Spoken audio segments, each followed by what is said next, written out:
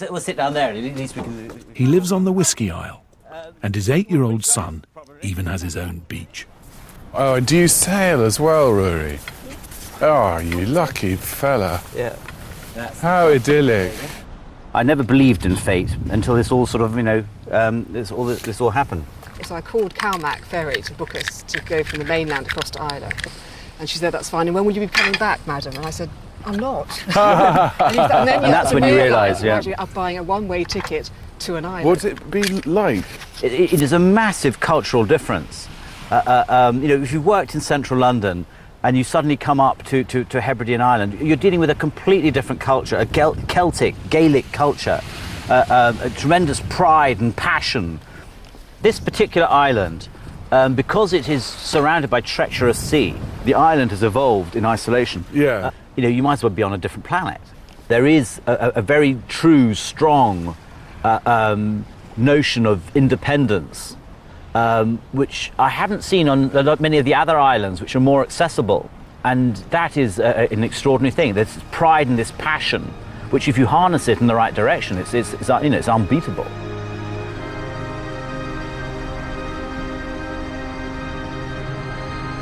And harness it, Mark has. But whiskey's not the only success story on Islay.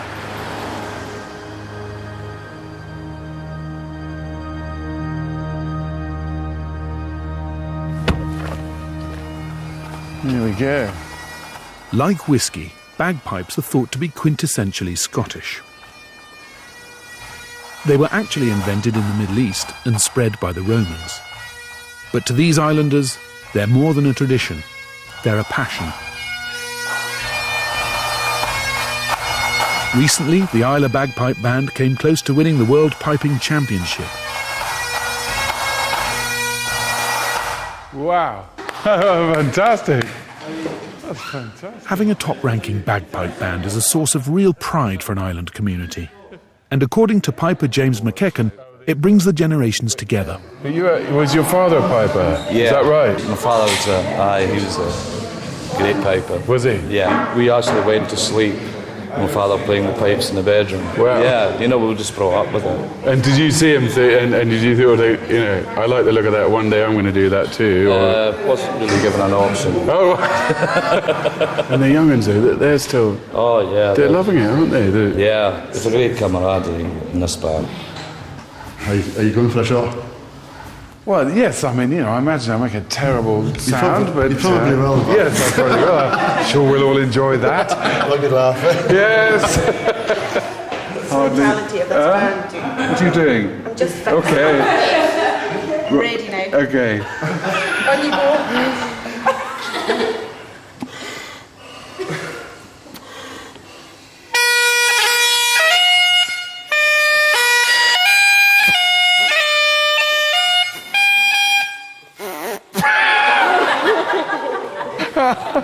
I'm going to black out. You're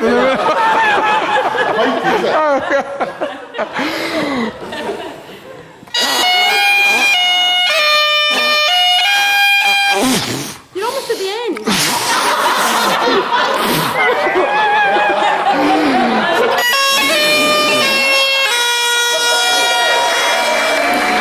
Thank you. Oh, I'll sit down now. Oh.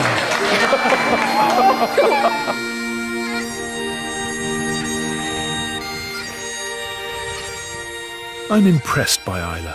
It may be isolated, but from whiskey to bagpipes, these islanders seem determined to make their mark on the world.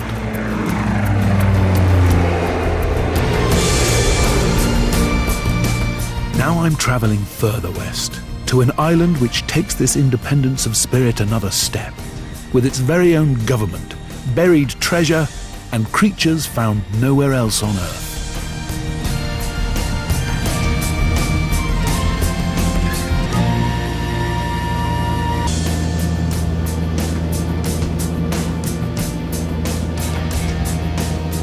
Continuing further west, from islands with connections to England and Scotland, my next destination is not linked to any mainland at all. It's in the geographical centre of the British Isles and extends to 200 square miles. The Isle of Man.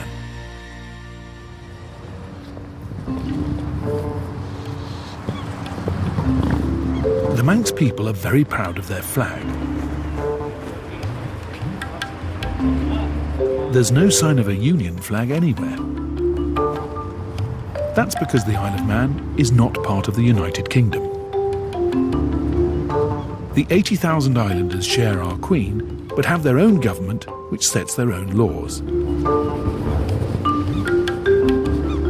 And I've come to Castletown to meet the Prime Minister. Here's a funny thing. On the Isle of Man, the Chief Minister, their Prime Minister, Mr. Tony Brown, can be approached. You can go and find him. You can go to his house. He has a shop. And I'm going to do that, if I can find the street. Hi. Don't know where Arbury Street is, dear. We're looking for the Chief Minister. You just carry on round the corner, it's just there. Oh, brilliant. Thanks very much. Cheers. You see where the chemist is there? Yeah. If you just go to the left. The shop is just, you go up around the corner here. Down the street, you'll see the electric shop. Mr. Brown. Yeah. Hi. Hi, how are you? You're an easy man to find. Easy to find. You're really easy, yeah. Thanks. Okay, see ya, bye. Yeah. It's quite unusual, isn't it, for a Prime Minister? I don't see Gordon Brown working in a shop. Or how's that evolved? The fact that you're the Chief Minister and yet you know here you are completely accessible to everyone. I had the shop business going before I got into politics, and I like the shop work, I enjoy it, so on a Saturday I'm in here. And it keeps you in touch with people, I guess. It's just part of our community way of life. Brilliant. Yeah. People who come here just say there's something about it, a feel about it. You know, we mix very well. Do you think that's an island thing? Yeah, I think it's generally an island thing. Yeah, I think so. We're friendly, I think. Hiya. Good morning, Mr. Brown. May I have some AAA batteries, please? AAA, the gold. So that's 320, please. So are you going to sell the frying pan here? Yeah, I'd love to. Cheers. $15.99, please. All the old jokes, madam. They're free. Bye. Hiya. I was after a telephone extension. Yes, sir. Yep. Well, What length are you after? This gentleman will serve you. that's $2.75. I think you're going to enjoy this, sir. Cheers. Okay, see ya. Thanks very much. Come back soon. Very good. What should we do now? When he's not selling batteries on Saturdays, Tony oversees the island's £560 million budget, here at the Tynwald building in the capital, Douglas. And this is the Tynwald Chamber. This is the oldest continuous parliament in the world. The Tynwald was started by the Vikings over 1,000 years ago and has been sitting ever since. Then, of course, we have the Sword of State. This is your version of a mace. Yeah, it is. Much more useful. It could be. I can say it's never been used in anger, certainly in the chamber, not as far as I'm aware. So these things are very important to us. All these little bits make up what we are. Yeah. It's not just this parliament that was brought to the island by the Vikings. So was the three-legged symbol that is proudly displayed everywhere. It's also strangely appropriate because some peculiar creatures have evolved on this island. Oh my God! Blimey, they are bizarre, aren't they? Oh, I bet they can get Radio 5. These are four-horned Lockton sheep, unique to the Isle of Man. It's a feature of islands that animals can be isolated from other genes, so over time they can evolve unusual characteristics. There's been a Lockton breed of sheep here on the island for thousands of years, but they are a very unique animal and quite unpredictable. Pete Kelly and Andrew Metcalf are preparing some rams for breeding. Come up here, I am. These sheep have been on the verge of extinction. Keeping the numbers up is vital. Come over there. Twist that round, twist me over your leg, and I'll sit over on you. On your other leg. That's the way. Over you go. Keep going, you're doing it. That's it. Oh, yeah. You better check the both of them, make sure they're the proper size, shape and consistency. What? His knackers? Yes, just make sure they're right. They've got to be good. You know, I've got no frame of reference, you do.